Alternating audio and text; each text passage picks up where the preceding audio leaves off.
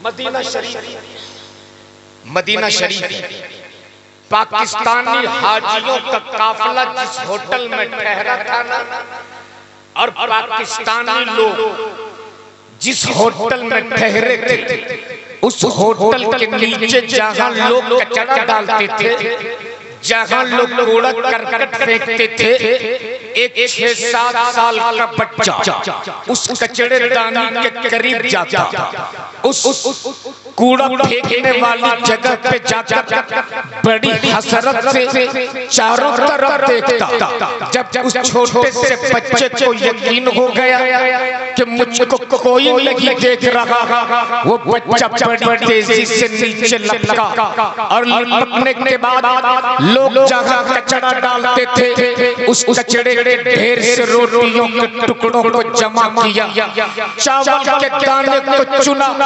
चुनने के बाद एक कैरी बैग में डाला, डालने के बाद जब कचरे के ढेर से वो बच्चा बाहर निकला, पाकिस्तान के हाजी साहब की नजरों ने देख लिया। नजरों से देखने के बाद हाजी साहब ने आगे से उस बच्चे के रास्ता रोक लिया।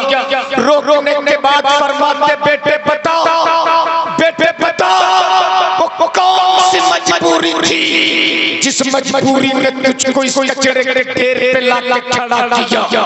बेटे बताओ, वो कौन सी बेबसी थी जिस बेबसी ने तुझको इस कचरे के ढेर पर लाके खड़ा किया? बच्चा बोल पड़ा, हाजी साहब मेरा रास्ता रोक के क्यों खड़े हैं, मुझे जाने दीजिए, मुझे जाने दीजिए। हाजी साहब ने कहा, बाबू मैंने तुझको बेटा कहा है, बेटा तुझको पता ना होगा। तब उस बच्चे ने दुख भरी कहानी बताई थी। हाजी साहब शायद आपको पता नहीं, बरसों पहले मेरा बाप का साया सर से उठ चुका, मेरी माँ दूसरे के घरों में काम काज करके मेरा भी पेट पालती थी, अपना भी पेट पालती थी। अब चंद रोज हुए हैं, मेरी माँ सख्त बीमार है, मेरे पास पैसे नहीं कि अपने माँ का इलाज करो। मेरी माँ अदालत के बिस्तर पर है, मेरी माँ किसी के यहाँ काम काज पे नहीं जा पाती। 3 दिन हो गए, मेरी माँ भी भूखी है, मैं भी भूखा हूँ। जब मुझे कुछ नहीं मिला, तब मैं इसी कचरे के ढेर पर आकर आप लोगों ने जो रोटियां फेंकी थी, इस रोटियों को मैं जमा किया।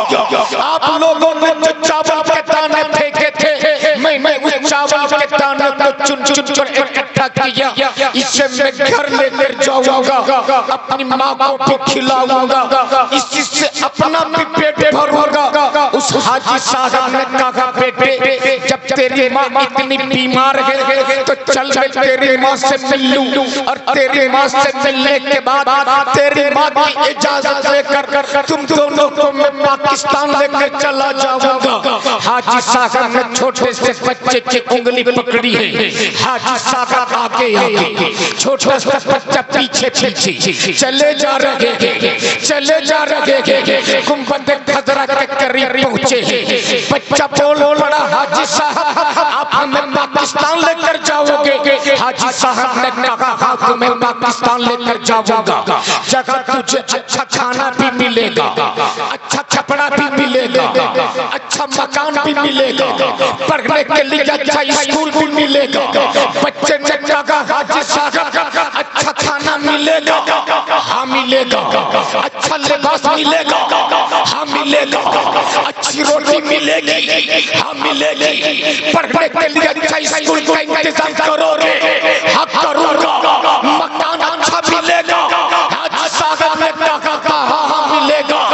तब छोटे से बच्चे ने गुंबद खजरा की जानिब उंगली उठाई थी और कहा, हाजी साहब क्या आपके पाकिस्तान में गुंबद खजरा मिलेगा?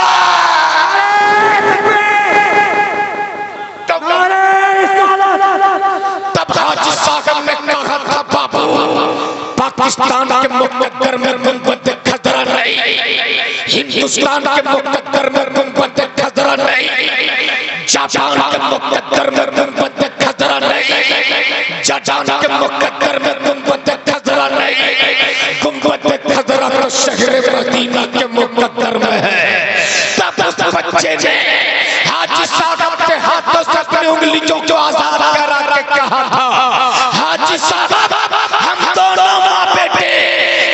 गुंबद खजरा के साए में रहकर मरना पसंद कर सकते हैं, लेकिन गुंबद खजरा की जुदाई बर्दाश्त नहीं कर सकते हैं। नारे तकबीर, नारे रिसालत, गोश्त दामन, गोश्त दामन, हुजूर मुजाहिद मिल्लत का दामन, हुजूर मुजाहिद मिल्लत का दामन। नारे तकबीर। उठ के जाओ कहां मदीने से, एक बच्चा कहता है, एक बच्चा कहता है, उठ के जाओ कहां मदीने से, क्या कोई दूसरा मदीना, क्या कोई दूसरा मदीना है? मदीने का अजमत समझो, मदीने का एहतराम समझो। आज लोग बड़ी आसानी से मदीने का सफर कर लेते हैं। आज लोग जरा सी दौलत आ जाए, चलो मदीने शरीफ, मैं कहता हूँ ठीक है जाओ, लेकिन पहले मदीना जाने के लायक अपने आप को बना लो। पहले शहर मदीना में पहुँचने के लायक अपने आप को बना लो। आओ थोड़ी देर के लिए तवज्जो कर लो और एक बार पूरा मजमा झूम के बोल दो या रसूल अल्लाह। सुनेंगे तो पूरा मजमा एक बार दोनों हाथों को उठा के बोल दो या रसूल अल्लाह।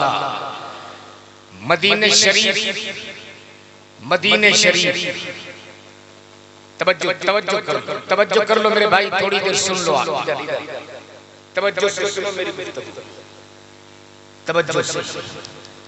आज कुछ लोग बड़ी थोड़ी सी दौलत आ जाती है ना, तो मत पूछिए वो तुर्रम खान बन जाता है और किसी को कुछ नहीं लगाता। जरा सी दौलत आ जाए तो इमाम साहब ये किस खेत के मूले हैं, इनको तो 5000 मिलता है।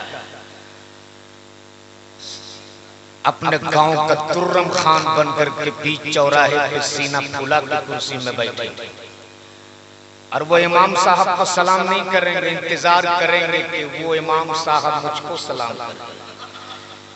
और अगर हाजी साहब रहे तब तो कयामत, हम तो मक्का मदीना देख कर आए, हम क्यों सलाम करेंगे, हाजी साहब हैं, लोग मुझको सलाम करें। लेकिन सुन मेरे नबी ने फरमाया दुनिया में जो पहले सलाम करेगा जन्नत में वो पहले दाखिल किया जाएगा। इसलिए माँ बहनों आप भी सलाम की आदत डालो। मुखिया साहब, लोग आजकल सलाम नहीं करते, जबकि मेरे नबी ने फरमाया है कि भूखों को खाना खिलाओ और लोगों को सलाम करो। बेहतर मुसलमान वो है जो लोगों को खाना खिलाए और दूसरे मुसलमान को सलाम करे। लेकिन आज ये दोनों चीजें हमारे यहाँ कम पाई जाती हैं, दोनों चीजें बिल्कुल कम पाई जाती हैं। और सरकार गौसे आजम ने फरमाया कि अगर किसी ने किसी भूखे के मुंह में खाने का एक लुकमा डाला, गोया उसने 1000 जामे मस्जिद बनाने से बेहतर काम किया। क्या सरकार गौसे आजम ने दर्श दिया। लेकिन आज हम दोनों चीजें से हमारे समाज में ये कम पाई जाने लगी। आइए मैं आपको बताऊं मदीने की अजमत और मदीने का एहतराम क्या है, मदीने की अजमत क्या है। हजरत इमाम मोहम्मद जिनका इल्म का आलम ये था कि 70 ऊंटों पे उनकी किताबें लोड होकर जाया करती थी। अल्लाह, 70 ऊंटों सिर्फ उनकी किताबें लोड हुआ करती थी। एक बार इमाम मोहम्मद की किताबें 70 ऊंटों पे लोड होकर एक जगह से दूसरी जगह मुंतकिल किया जा रहा है। तो जो सबसे आखिर ऊंटों पर जो गुलाम बैठा था, एक यहूदी की नजर पड़ी और उसने बरजस्ता पूछ लिया ये इतनी सारी किताबें किसकी हैं? तो जो गुलाम सबसे आखिर में बैठा था बोल पड़ा ये इमाम मोहम्मद की किताब है। इतना सुनना था वो यहूदी मेरे नबी का कलमा पढ़ने लगा और बरजस्ता बोल अरे जब बगदाद के मोहम्मद कलमा कालम तो मदीने के मोहम्मद रसूलुल्लाह कलमा कालम क्या हो सकता है? वही इमाम मोहम्मद। कितनी किताबें लोड होती थी, कितने ऊँटों पर? 70 ऊँटों पर। वो इमाम मोहम्मद है। थोड़ी देर तवज्जो करो। वो इमाम मोहम्मद अपने वस्ताद के बारगाह में हाजिर। मुखिया जी गौर से सुनिए। अपने वस्ताद की बारगाह में हाजिर होकर अपने वस्ताद से कहा कि हुजूर, हाजियों का काफिला हज को जा रहा है, मैं भी हज बैतुल्लाह को जाना चाहता हूं। सुभान अल्लाह। क्या कहा? मैं भी हज बैतुल्लाह को जाना चाहता हूं। उस्ताद ने इमाम मोहम्मद से कहा, क्या तुम इस लायक हो गए हो कि मदीने का एहतराम समझ लीजिए? क्या तुम इस लायक हो गए हो कि मदीने की अजमत समझ लीजिए? इमाम मोहम्मद को रोक दिया गया। दूसरे साल फिर हज बैतुल्लाह का मौसम में बाहर सामने आया। लोग ऊंटों पे सवार अल्लाहुम्मा लब्बैक की सदाएं देते जैसे ही शहर के चौराहे से गुजरा गया। इमाम मोहम्मद फिर अपने वस्ताद की बारगाह में, हुजूर मैं हज बैतुल्लाह को जाना चाहता हूं। उस्ताद ने कहा, क्या तुमने एक साल में अपने आप को इस लायक बना लीजिए कि मदीने के अजमत समझ लीजिए, मदीने का एहतराम समझ लीजिए? दूसरे साल भी उस्ताद ने रोक दिया। तीसरा साल फिर हाजियों का काफिला जब चलने लगा, जैसे ही हाजियों का काफिला शहर के चौराहे से गुजरा है, इमाम मोहम्मद फिर अपने उस्ताद के बारगाह में, हुजूर अब तो इजाजत दे दीजिए वरना सीना फट जाएगा। उस्ताद ने इजाजत दे दी, लेकिन कहा ठीक है, जाना चाहते हो तो जाओ, लेकिन हर हाल में मदीने का एहतराम बाकी रखना, हर हाल में मदीने की अजमत बाकी रखना। याद रखना, मदीना वो जगह है जहाँ पे हवाएं भी बड़ी संभल के चला करती है। सुभान अल्लाह। मदीना वो जगह है जहाँ पे जिब्रील भी इजाजत के बाद उतरते हैं। मदीना वो जगह है जहाँ फरिश्ते एक बार आते हैं तो कयामत तक उनका दोबारा आना नसीब नहीं होता है। मदीना वो जगह है जहाँ के कांटे पे फूलों से बेहतर हुआ करते हैं। मदीना वो जगह है जहाँ की मिट्टी में भी रब ने शिफा रखी है।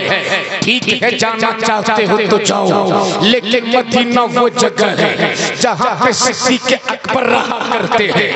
मदीना वो जगह है जहाँ पे उमर फारूक रहा करते हैं। मदीना वो जगह है जहाँ पे उस्मान गनी रहा करते हैं। मदीना वो जगह है जहाँ पे मौला अली रहा करते हैं। मदीना वो जगह है जहाँ की खाक में भी रब ने शिफा रखी है। ठीक है, जाना चाहते हो तो जाओ, लेकिन मदीने का एहतराम बाकी रखना।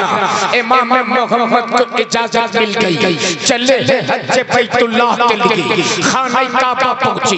पहुंचने के बाद खाने काबा का तवाफ किया, सफा मरवा की सई की, औकूफ अरफा किया, क़याम मुज़दलिफा किया, रमी जमरात की, तवाफ ज़ियारत किया। हज के सारे अरकान अदा करने के बाद इमाम मोहम्मद मक्के से निकल कर चले हैं मदीने के जाने, काबे से निकल कर चले हैं काबे के तरफ। जब इमाम मोहम्मद पहुंचे हैं मदीने में, नबी कौनैन के रोजे पे हाजिरी दी, उस रोजे पे हाजिरी दी जिस रोजे से आज भी आवाज आती है, मन सारा कब्री वजबत लहू शफाती। नबी फरमाते जिसने मेरे रोजे की ज़ियारत की उसके लिए मेरी तेरी शफाअत वाजिब हो गई। हजरत इमाम मोहम्मद ने नबी कौनैन के रोजे पे हाजिरी दिया। हाजिरी देने के बाद हजरत इमाम मोहम्मद निकले। निकलने के बाद मदीने के एक पतली सी गली थी। उस वक्त मदीने की गलियां बड़ी तंग हुआ करती थी, बड़ी पतली हुआ करती थी। इमाम मोहम्मद एक पतली सी गली से गुजर रहे हैं, उधर से एक कुत्ता इमाम मोहम्मद उस कुत्ते से बचने के लिए दाएं हुए, कुत्ता भी दाएं हुआ, इमाम मोहम्मद बाएं हुए, कुत्ता भी बाएं हुआ। अब लगा कि वो कुत्ता हमें छू जाएगा। इमाम मोहम्मद के हाथ में जो आसा था कुत्ते के पीठ पे मार दिया, कुत्ते ने रास्ता दिया। इमाम मोहम्मद आगे बढ़ गए। आगे बढ़ने के बाद जब बगदाद में घर वापस लौटे, अपना घर नहीं गए, पहले अपने उस्ताद की बारगाह में। जैसे ही उस्ताद के बारगाह में पहुंचा, इमाम मोहम्मद ने सलाम किया। उस्ताद ने चेहरा फेर लिया, फिर सलाम किया, फिर चेहरा फेर लिया, फिर सलाम किया, फिर चेहरा फेर लिया। इमाम मोहम्मद फरमाते, हुजूर आपने इजाजत दी तब गया था, आपने इजाजत दी थी तब मैं हज के लिए गया था। आखिर मेरा कसूर क्या है, मेरी गलती क्या है? इतना सुनना था।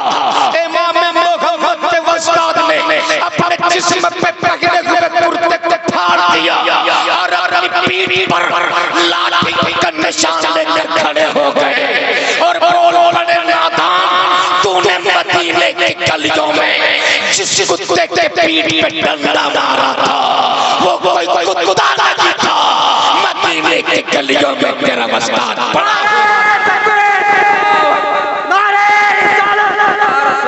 देखो देखो कौन आया, दुनिया का शेर नारे। इसलिए मदीने की अजमत को बाकी रखो। आई जरा एक बार और मोहब्बत से बोल दो सुभान अल्लाह। आला हजरत फरमाते, कोई क्यों पूछे तेरी बात रज़ा, कोई क्यों पूछे तेरी बात रज़ा।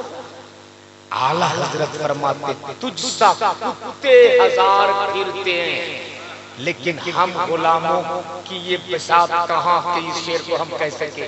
हम ये कहते हैं कि कोई क्यों पूछे तेरी बात रज़ा, तुझसा कितने हजार फिरते हैं, तुझसा कितने हजार फिरते हैं।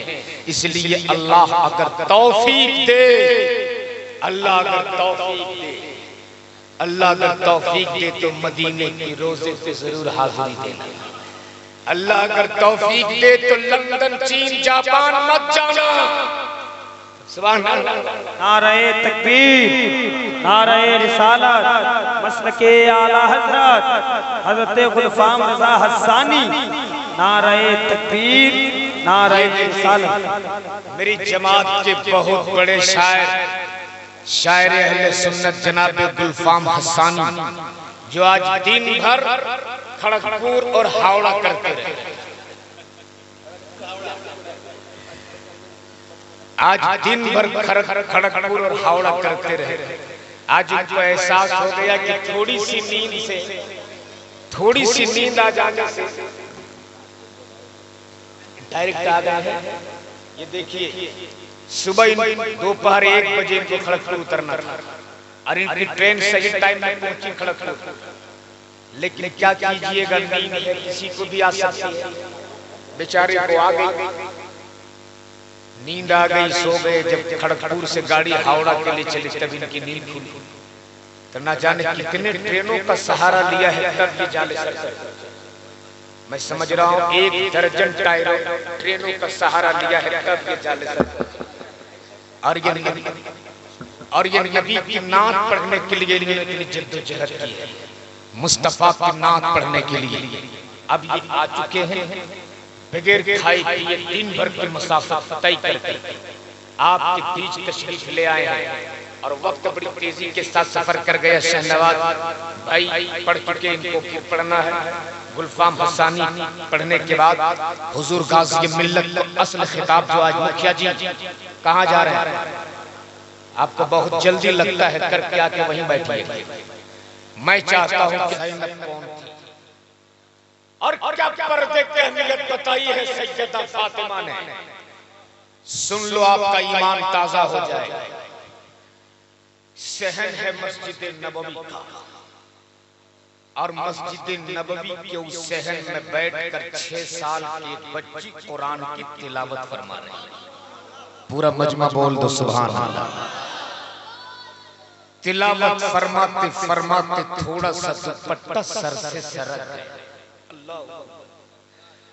सैयदा तैयबा ताहिरा आबिदा ज़ाहिदा नबी की बेटी हजरत फातिमा ज़हरा तशरीफ ले आई। और तशरीफ लाने के बाद सर से जो दुपट्टा सरका था ना, सैयदा फातिमा ने सर पे डाल दिया। और डालने के बाद सैयदा फातिमा बोल पड़ी, ए बेटी ज़ैनब, खबरदार अपने सर से दुपट्टा सरकने ना देना, वरना तेरे नाना मुस्तफा तुझसे नाराज हो जाएंगे। अल्लाहू अकबर। उम्र कितनी है? उम्र है सिर्फ 6 साल। कितनी उम्र है? सिर्फ 6 साल। लेकिन पर्दे का मकाम देखो। आज मेरी कौम की बेटियां जींस और टी शर्ट पहनकर बाजार में निकल गई है। किसी भाई की हिम्मत पूछ ले, बहन तू ये जींस टी शर्ट पहन के कहां जा रही है? उरियानियत के लिबास को ओढ़कर मेरी कौम की बेटियां कॉलेज के लिए निकलती है। किसी बाप के अंदर हिम्मत के पूछ ले, बेटी तू इस बेहयाई के लिबास तोड़ के कहां जा रही है? लेकिन सुन मेरे नबी की बेटी सैयदा फातिमा ने अपनी बेटी सैयदा ज़ैनब से कहा था, बेटी खबरदार अपने सर से दुपट्टा सरकने ना देना, वरना तेरे नाना तुझसे रूठ जाएंगे, तेरे नाना तुझसे नाराज हो जाएंगे। इतना सुनना था। सैयदा ज़ैनब बिलक बिलक के रोने लगी। सैयदा ज़ैनब हिचकिचा ले ले के रोने लगी। इतना रोई सैयदा ज़ैनब, इतना रोई सैयदा ज़ैनब। फिर सैयदा फातिमा को आना पड़ा और आने के बाद बोल पड़ी, ए बेटी ज़ैनब, इस तरह तेरी आंखों में आंसू क्यों? इस तरह सिसकियां ले ले के क्यों रोती हो? इस तरह बिलक बिलक के क्यों रोती हो? तो सैयदा ज़ैनब ने कहा था, अम्मी कहीं तेरे नाना मुस्तफा मुझसे नाराज तो नहीं हो गए? हे अम्मी फातिमा, आज मैं आपको गवाह बनाकर आपसे वादा करती हूँ कि आपकी बेटी ज़ैनब अपनी गर्दन को दे सकती है, अपने सर से कभी दुपट्टा सरकने नहीं देगी। नारे रिसालत, गोश का दामन, गोश का दामन, नारे तकबीर। यो है वो सैयदा ज़ैनब। इसलिए मेरी कौम की बेटियों, आज तो हजरत तिलक और मुतालबे जहेज का आलम ये है, लड़कियां खुदकुशी करने पे मजबूर हो रही हैं। मेरे इस्लाम ने दर्स दिया है, किसी का दिल मत दुखाओ, किसी को तकलीफ मत दो, किसी को परेशान मत करो। तुम्हें क्या कह रहा था मजहब इस्लाम के कुल अरकान कितने हैं? सुन के जाओ, आज 5 हैं। कितने हैं? पूरा मजमा सुन रहा है ना? कितने हैं? पहला तौहीद, दूसरा नमाज, तीसरा रोजा, चौथा ज़कात, पांचवा हज। कितने हुए? कितने हुए? या आखिरी मंजिल का नाम, सुभान, आखिरी मंजिल का नाम हज सब पर नहीं फर्ज, ज़कात भी सब पर नहीं वाजिब, नमाज में भी कहीं कहीं कॉन्सेशन है, अगर आप सफर में हो तो कसर पढ़ो, यानी फर्ज नमाज 4 की जगह 2 पढ़ो। तो हज सफर नहीं फर्ज, हज सफर नहीं फर्ज। अभी शहनवाज हसन साहब एक कलाम जो आप पढ़ रहे थे, हम दरे मुस्तफा से हो आते, हम दरे मुस्तफा से हो आए, उम्र भर के गुनाह हो आए। जब आप पढ़ रहे थे तो मेरे जहन में एक शेर गूंज रहा था कि उठ के जाऊं कहां मदीने से, उठ के जाऊं कहां मदीने से, क्या कोई दूसरा मदीना है? उठ के जाऊं कहां मदीने से, उठ के जाऊं कहां मदीने से, क्या कोई दूसरा मदीना है? अपने बच्चों को गुंबद खजरा का अजमत बताओ, अपने बच्चों को मदीने की अजमत बचाओ कि मदीने की अजमत क्या है, गुंबद खजरा का एहतराम क्या है। सुन सकते हो तो सुन लो।